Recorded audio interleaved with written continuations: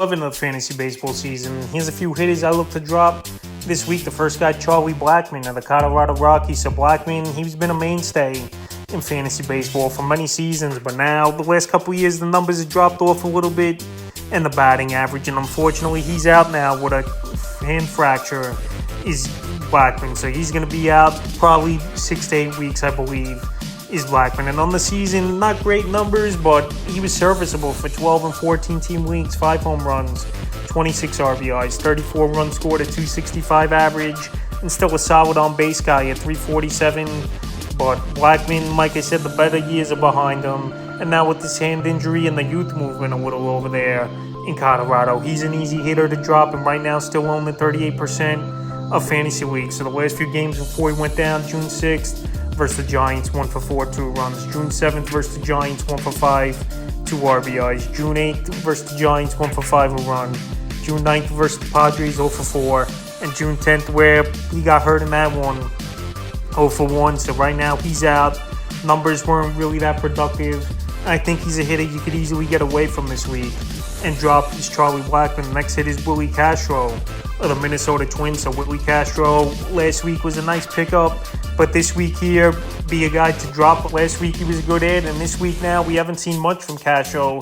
And that's just the way fantasy baseball is. It's a week-to-week or even a day-by-day type of thing. So on the season for Castro, 5 home runs, 12 RBIs, 12 stolen bases, 23 runs scored, a 241 average, and a 300 on base. At Castro, I said his specialty was scoring runs and stealing bases. But if he doesn't get on base, he's not going to do those things for fantasy owners. In the last 2 weeks, he really hasn't been on base. A homer, 2 RBIs, 4 stolen bases, 7 runs scored, a 200 average, and a 250 on base. At Castro, like I said, he's playing a lot for this team. He's got great versatility, but he's just not producing. And now with Julian back in the major leagues, Royce Lewis, after that scary fall on his head, he's back in the lineup and producing. And right now, Castro could be the odd man out for this Twin team, and he's not really hitting the baseball as well. Still on the 40% of leagues. June 6th at Tampa, 1 for 4.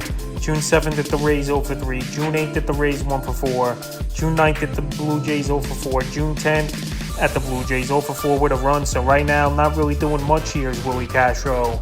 And the batting average has dropped off significantly over the last few weeks here. So he's a hitter I would drop. He's definitely a guy that could get back going once again. But right now, well, he hasn't done much. And like I said, other options over there in Minnesota, I would drop him this week. Next hit is Rowdy Tellez of the Milwaukee Brewers. At Tellez, we know he's a pure power hitter.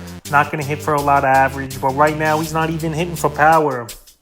It's Tellez. Only 2 home runs in the last month and no home runs in the last 2 weeks. And on the season, 12 home runs, 28 RBIs, 21 runs scored, a 226 average, and a 304 on base. I know last season 35 and 89 with only a 219, but like I said, he's only hit 2 home runs in the last month.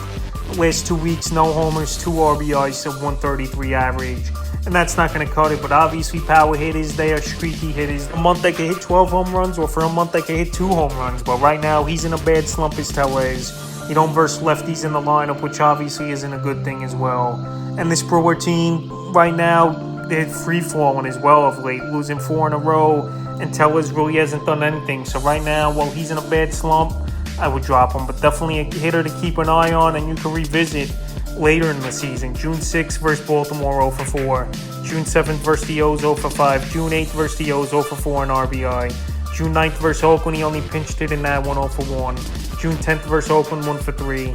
And June 11th versus the A's, 0 for 2, pinch hitting in that ball game. So right now he's not producing, he's not driving the ball, and he's an easy drop this week here as Tellez. But like I said, if he gets it going, he could pick it back up, and you could go back there on the waiver wire and get him. The next hit is DJ LeMahieu of the New York Yankees. So a few seasons ago, LeMahieu was the best pure hitter on this Yankee team, but that just hasn't translated over the last few seasons. This year, only 6 home runs, 21 ribs, 24 runs scored, a 236 average, and a 297 on base. And over the last 2 weeks, no homers, no RBIs.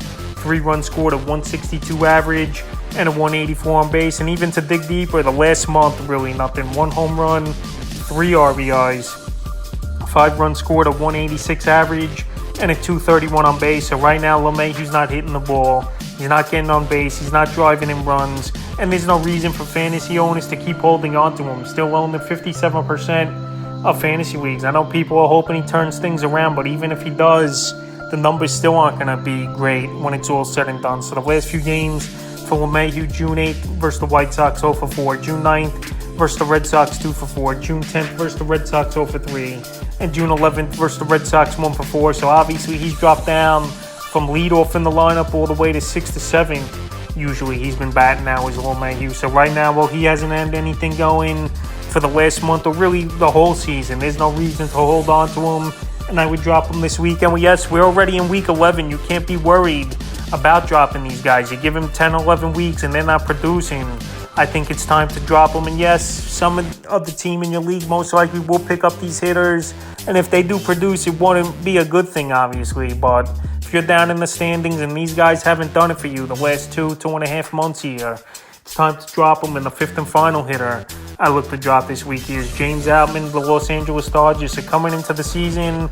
I thought Outman could have been a breakout play, and he definitely started off with big numbers, but now his numbers have definitely dropped off, and he's not versing lefties at all now in this Dodger lineup. On the year, 9 home runs, 30 RBIs, 7 stolen bases, 33 runs scored, a 233 average, and a 332 on base. So he's still walking a lot, is Outman. Well, pretty much he's on base 100 points higher than his batting average. And the power, like I said, early in the year was there, but he's a big strikeout guy, 77 strikeouts in 189 at-bats. In the last month of the season, he's done nothing. 1 home run, 7 RBI, 7 runs scored, a 133 average, and a 250 on base. But surprisingly, still owned in 45% of fantasy leagues. Here's Outman. So the last few games, June 4th versus the Yankees, 0 for 2, a stolen base. June 6th and 7th sat out at Cincinnati with the lefties in an off day. June 8th at Cincinnati, 1 for 2 with 2 runs. June 9th, another lefty of Philly sat in that one. June 10th at Philly, 1 for 3 with 2 runs. And June 11th, pinched hit at Philly, 0 for 1. So right now, not doing anything is Outman, unfortunately. I thought he'd be a good piece for this Dodger team and a breakout guy for fantasy owners. But right now, well, he's not doing anything. Even though it's possible he could turn it around in the second half of the season, at this time, I would drop him. So that's a few hitters I look to drop here in Week 11 of the fantasy baseball season.